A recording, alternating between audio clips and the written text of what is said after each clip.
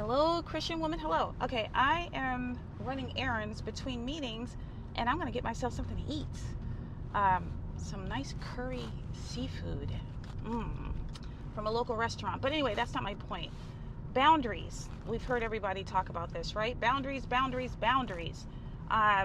Some people find it very difficult to place boundaries. It's important to know boundaries for yourself individually, definitely way before you date. Because if you don't have basic boundaries, people who unfortunately, people who can be parasites, for lack of a better term at this moment, users, manipulators, or whatever. Sometimes people violate your boundaries because you allow them to do it. It doesn't mean that they are necessarily out to get you or target you or take advantage of you. Sometimes people are just going along based on the dynamic of what you've offered.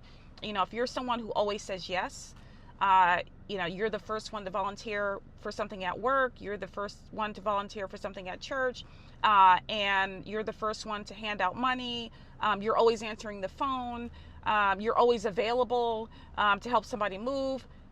Let's look at this in context. There's nothing wrong with helping people, but you have to know the balance, the integration of having a good heart, having empathy, support, having a giving, having a charitable, loving heart and supporting others, and also knowing when to say, not right now, or I'm not available, or, you borrowed money from me last time, you didn't pay that back, I'm not sure I feel comfortable lending you money again, or this is the 15th time I picked you up and taking you to work and you haven't even given me gas. I'm going to go ahead and own that.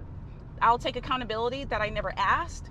But going forward, I at least want some gas if I'm going to take you in.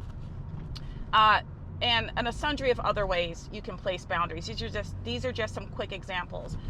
Two things can be true at the same time. You can be a good person and also have boundaries. I remember I called someone years ago. It was a business associate, and this happened twice. I called the person to follow up on something during the business day, thinking this person would be in the office.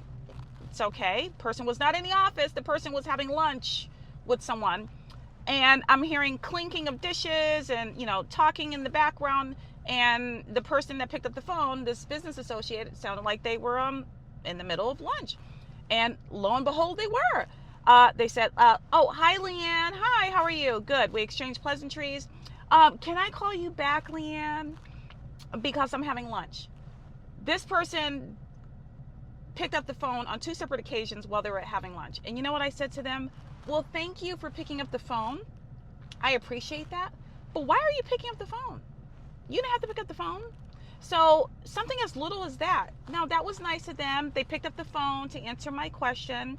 And they asserted a boundary. I'm at lunch. But would have been even better for them is to not pick up the phone at all. Okay? So you have to know when to guard your time, even if it's something as simple as you're out having lunch. You do that ahead of time so that by the time you get into the dating arena, you already are anchored in understanding your boundaries. All right, gotta go.